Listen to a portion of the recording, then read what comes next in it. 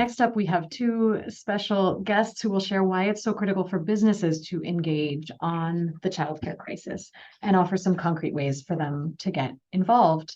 The Honorable Fiona McFarland is mother to three boys under the age of 5, a former U.S. naval officer, an MBA, and the state representative from Sarasota who proposed an early learning tax credit for businesses in the last legislative session. Welcome, Representative. And Kyle Baltic is an economist by trade who serves as Senior Vice President of Economic Opportunity and Early Learning at the Florida Chamber. And the Florida Chamber Foundation has been such a leader on early learning. So we're so glad you're both here. Welcome. Thank you for having us. Yes. So Representative, I'm going to start with you and just jump right in. You championed this tax credit last year. Why? Thanks, Madeline. I'm so pumped to be on, and what a great act to follow. And Representative Tripolsi and Senator Calatayud, and I understand you heard from Senator Grahl as well. We call ourselves the Fab Four. We're going to make T-shirts, I think. We care about early learning and childcare very much. I am the newest addition to the Dream Team. As Madeline mentioned, I've got 3 kids. And they are 3, 2, and 0. And I have had all of them since running for office. And I represent Sarasota on the west coast of Florida here. And when it was time for me to head up to Tallahassee and find care for my kids in Sarasota, which is, relatively urban, relatively affluent, childcare for infant care was unavailable. Almost no one was offering infant care. And for my 2-year-old, we were on the wait list at 7 different places before we got in somewhere. And that is setting aside the ability to pay and setting aside the astronomical amount that we have to pay in tuition and for a nanny and all these other things. It was just a lack of availability. And so I whined and I complained about it. And then we finally got into 40 Carrots daycare, childcare. And we're filling out all the forms. And there's a form that every parent has to sign twice a year that says, I understand it's flu season and I know what the symptoms of the flu are and I will wash my hands or something. And I thought it was so silly. And don't you know, at the top of the form, it says the Florida legislature in, 19 blah, blah, blah made us do this form. And I said, I'm going to change that. And so I started peeling back the onion and have worked very closely with the chamber on this. The way that I am going to address one portion of the childcare crisis in this state and in this country is just for working families. This will impact Alice families. It will impact, frankly, anyone who needs to work while having children, by asking employers to get involved and to help solve the problem with their employees. So what Kyle and Madeline and Representative Tripolsi and Senators Calatayud and Grahl have helped me come up with is a childcare tax credit for employers. And there's 2 options for employers. You can either build your own if you've got a spare room in the back or a warehouse. You can convert it into a daycare, or you can build your own facility and you can be eligible for a tax credit against that cost. Or if you want to partner with your employees on an ongoing monthly basis, you can claim up to $300 per child or grandchild of an employee.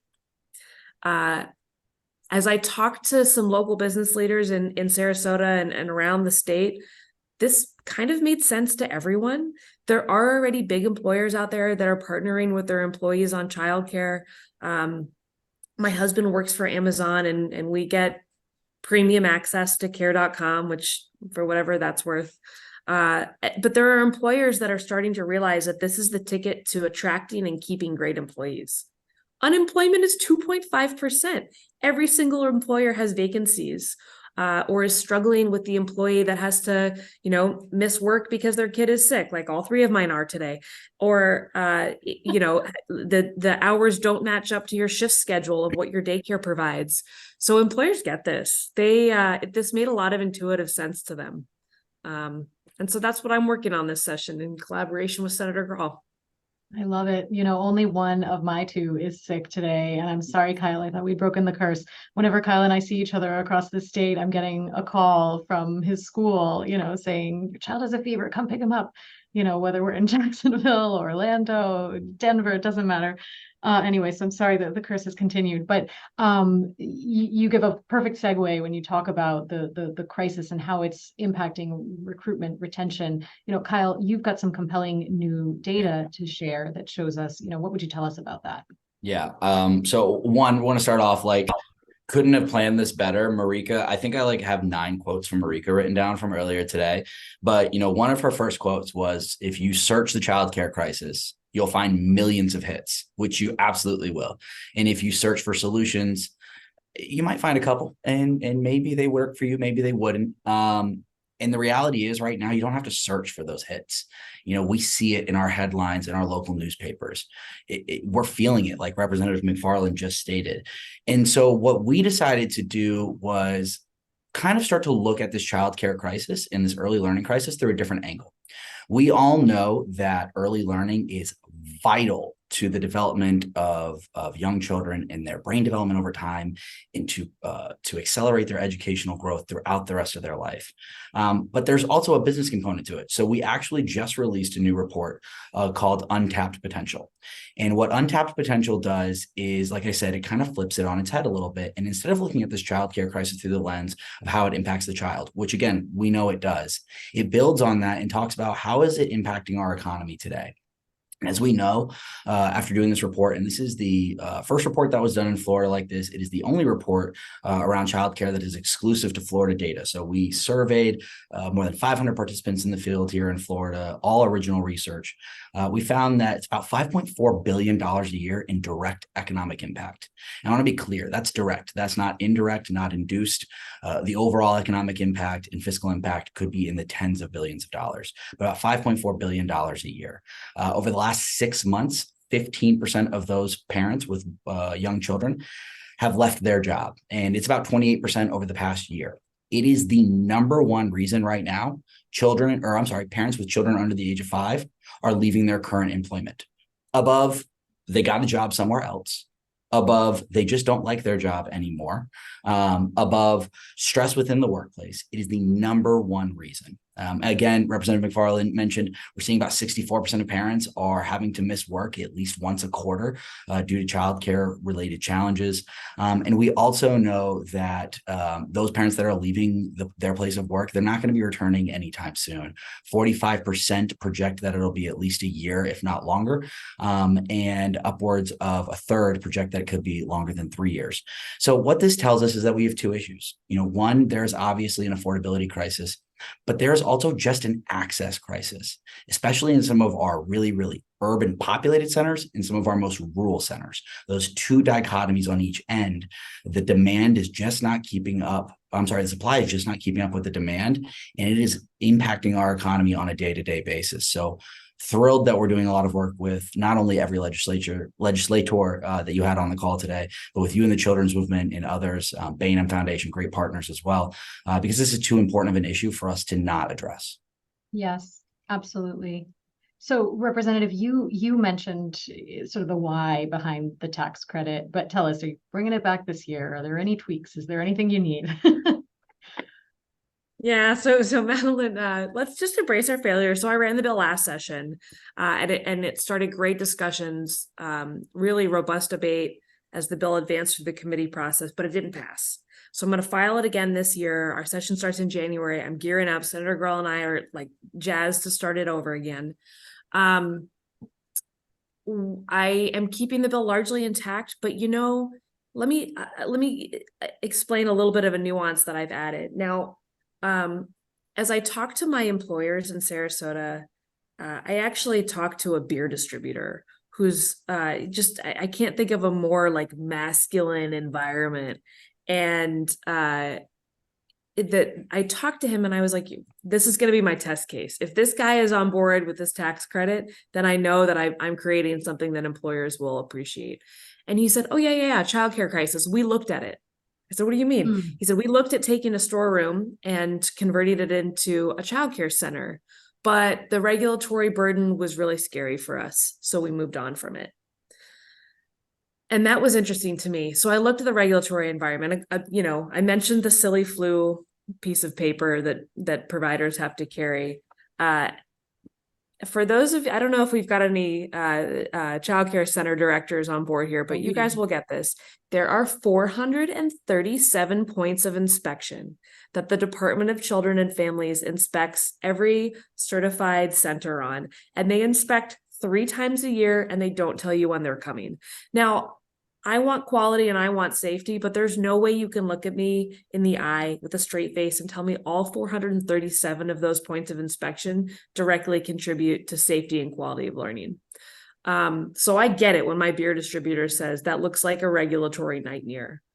What I'm proposing in the bill, and this will be the subject of great debate, I'm certain, is that if an employer wants to build their own facility where only their own employees, children, and grandchildren are going, so I'm imagining something that's co-located at your work, then you can be certification exempt, which is the same status that we offer for faith-based daycare. It's not to say that it's the wild, wild west and there will be no checking to make sure this is safe. Teachers still have to be background checked. The provider would still have to be accredited with some accrediting body. But my thinking is that if I can commute to work with my kids and I can pop down during my lunch break to see them, I'm okay with them skipping out on 437 points of inspection. Again, this is not to say that we are going to encourage unsafe learning environments or substandard learning environments. But if I am a parent who is faced with either staying home because I don't have either an affordable or an available place to send my child, then this is a compelling option for me. And I think that employers will see the benefit of that as they try to fill those vacant positions that they have, or try to keep young families in their workforce for longer. Yeah. Can you comment too? I know we often hear that so few businesses actually pay business tax in Florida. Who can take advantage of this? This is another point that will be highly debated, but I want as broad as net as possible. I am not fooling myself into thinking this will be some financial windfall for employers, but I do truly want to show that the state of Florida wants to partner with employers on solving this problem, if that is something that makes sense for you as an employer. So I want to have the credit available across every tax that we pay in Florida, whether that's alcohol and beverage tax, insurance tax, communications tax. I'm even going to try for it to be a credit against sales tax. So I'm shooting for the moon. Awesome. Thank you for that. So Kyle, this is one very clear call to action that the representative is bringing for the business community. What other actions should the business community take away from? Well, yeah. And one, if you don't mind, let me applaud Representative McFarland's last point there, because it is so important. I'm gonna take my senior vice president hat off for a second and put on my economist hat, the work that I did for many years. So often we've seen programs like these and incentive programs only go to support large organizations, which is not a bad thing necessarily. But what we see is, we know there are a lot of individuals and a lot of people that are working in these small organizations that maybe they're not paying a business tax, but they are paying plenty of taxes in the state of Florida. And if you were to isolate out small businesses and not allow them to participate, you're going to be missing out on about half of Florida's workforce. So I love that Representative McFarland had the foresight to say, I want this to be an inclusive program that all businesses could benefit equally from, because at the end of the day, it's for those employees. And it supports the employers, but it's for those employees accessing childcare that is so vital around the state. In the call to action space right now, I am so excited to see the momentum that has been gained over the past few years. I don't think this conversation, this forum, this Built to Thrive Summit really could have existed even 2 years ago, having the topics that we're having today. I mean, you're seeing leaders across the state of Florida, from the business community and the legislature, come and talk about this as one of the most important issues that we're facing as a state. We just got done with our Future of Florida Forum, where it was highlighted center stage in front of 500 business leaders to, rousing ovations of like, yes, we need to act on this immediately. specifically. It was a key topic at the Board of Trustees meeting for the Florida Chamber of Commerce Foundation. So again, for many, many years, we've always talked about how do we build this business environment to grow the state of Florida's economy. That's the 2030 blueprint in a nutshell. It's the work I and the rest of the Florida Chamber team get to do every single day. And I think it says something that the business community that has invested in us to make early learning a preeminent priority as part of that solution. So yeah, look, we are talking about, how do we fix the regulatory environment in certain spaces? How do we fix property insurance? But at the same weight, we're having conversations about what do we do about early learning in our communities? How do we support low-income working families on their path to prosperity? So again, it's just something that we have shifted this momentum from it was a goodwill charity conversation years ago to this is a priority of the business community. And now our job is to arm business leaders, philanthropic leaders, policy leaders with all the information they may need to effectuate change in their arenas. Right.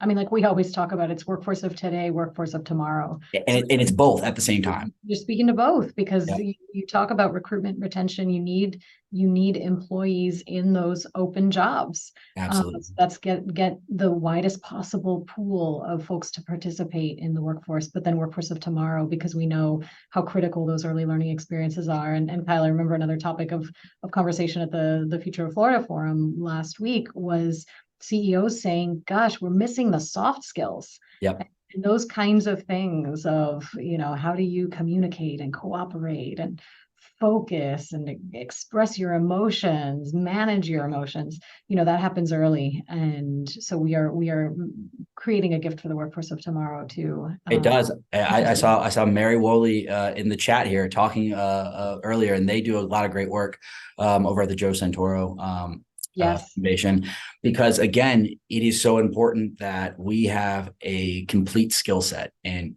math, science, reading are all important, but when we develop those skills about how to be on time, how to work well with others, those are at the earliest years. And again, I think we need to bring some formality around that, but there's also just a key piece of how do we get our children in safe, strong environments from day one, and how do we move it forward? Yes. Well, Representative, there's a question for you in the chat about whether folks who offer space, let's see, will employers who offer space to lease out to a provider to offer childcare qualify for the tax credit? And I don't know that we have time to answer that on air now, but if I could ask you, let's get back to the audience and share that with them, unless it's a real quick answer here. I haven't taken into account leasing. I think that's actually a great idea. What we have provided for is that employers could band together if they want to take advantage of this credit. I recognize that maybe this makes sense for the large employers to build their own. I've got a manufacturing window manufacturer and my hospital that has built their own. But I fully recognize that doesn't make sense for the medium or small employers. We do have a provision in the legislation we're working on right now, and I hope to be filing it soon so you guys can dig into the details. But I do want to create a provision for employers to band together or pool together if they want to, pool their resources and build their own facility. I hadn't conceived of leasing, but that's a great, I'll add it. This Good is job. why we have the Built to Thrive Summit. So, well, thank you both so much.